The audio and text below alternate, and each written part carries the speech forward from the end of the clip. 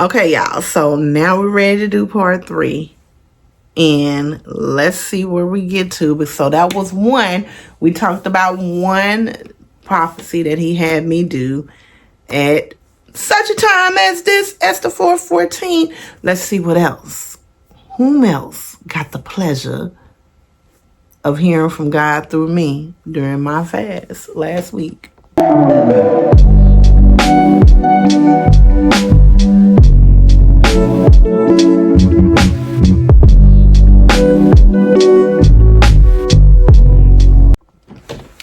Okay, y'all. So that was one person. Then he had me prophesy to one of my close friends that I actually was teaching with.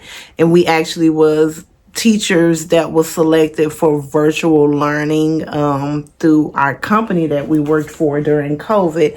There were only 6 of us out of, I think it was like 700 teachers, but there were only 6 of us selected to teach virtually.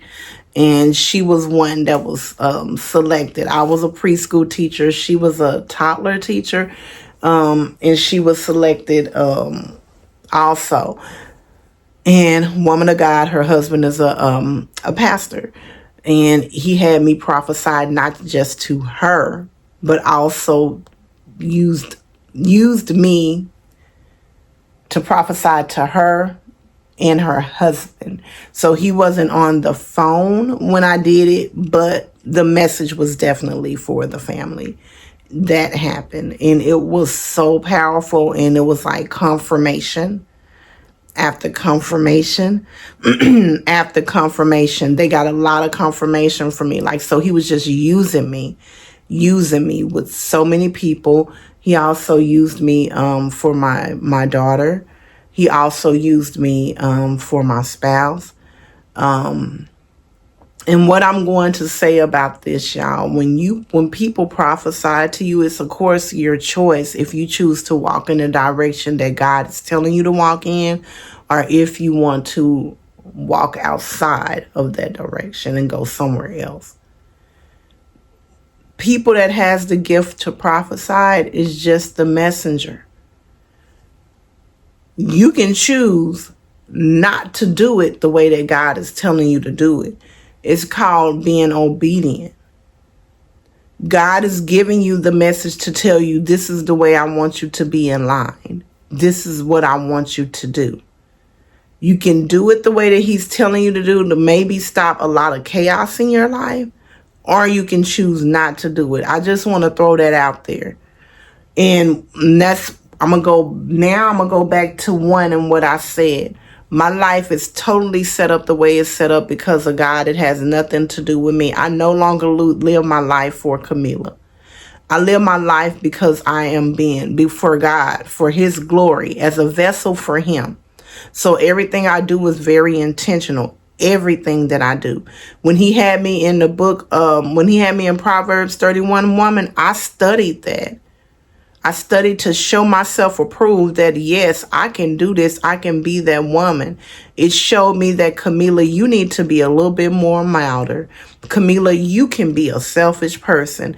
Camilla, you can just think about yourself, and material things mean too much for you. Girl, lower your standards when it comes to these material things and stop acting like, well, I don't think I act bougie, but that was something else that God called me out on. And I was quick to say, that's a them thing, not a me thing.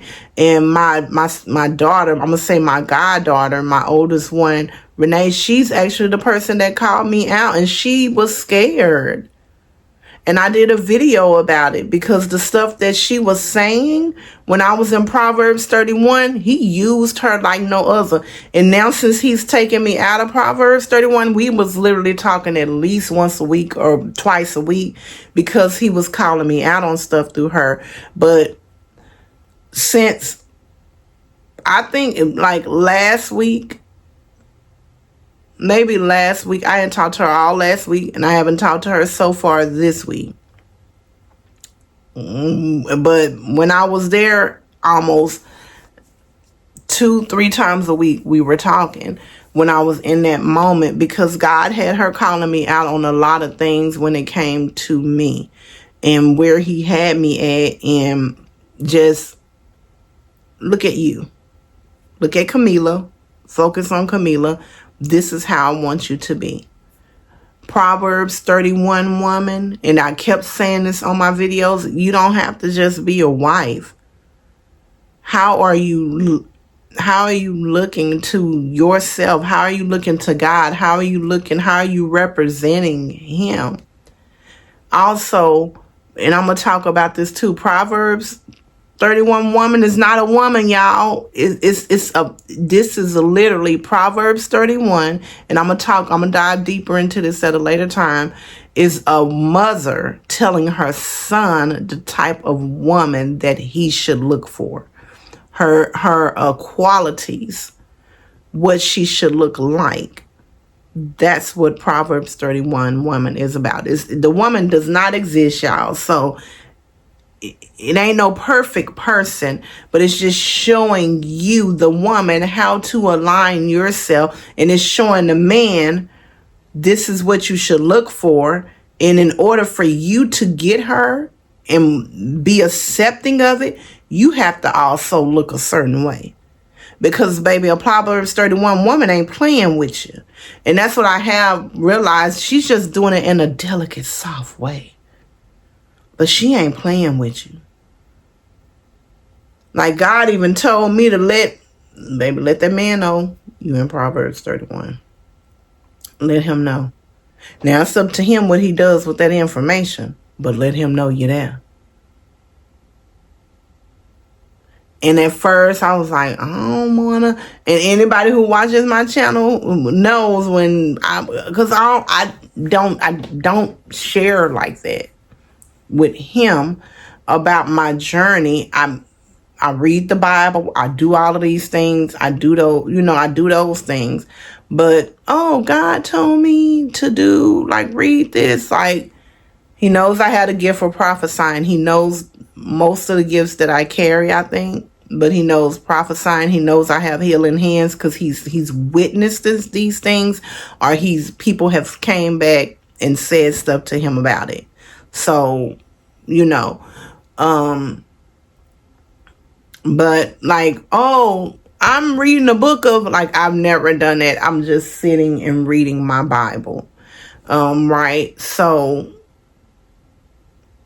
remember that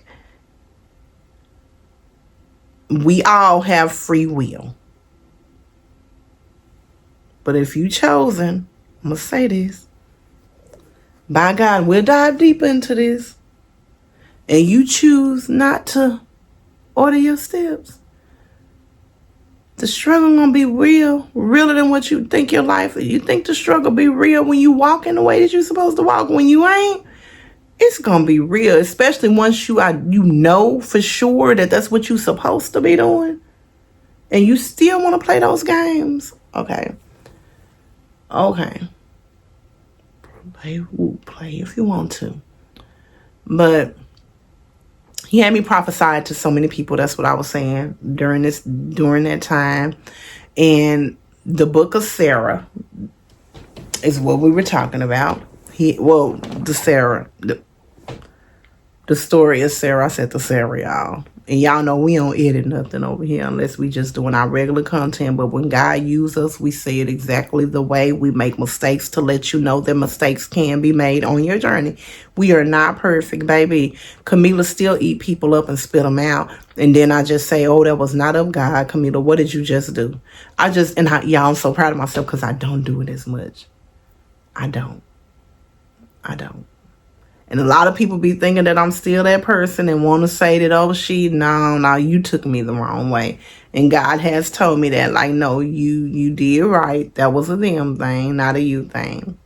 He probably didn't say it like that because he don't like when I say that. But when I finally realized, which was yesterday, the book of Sarah, and then this morning sitting in the book of Sarah again, and I'm like, Sarah wasn't patient.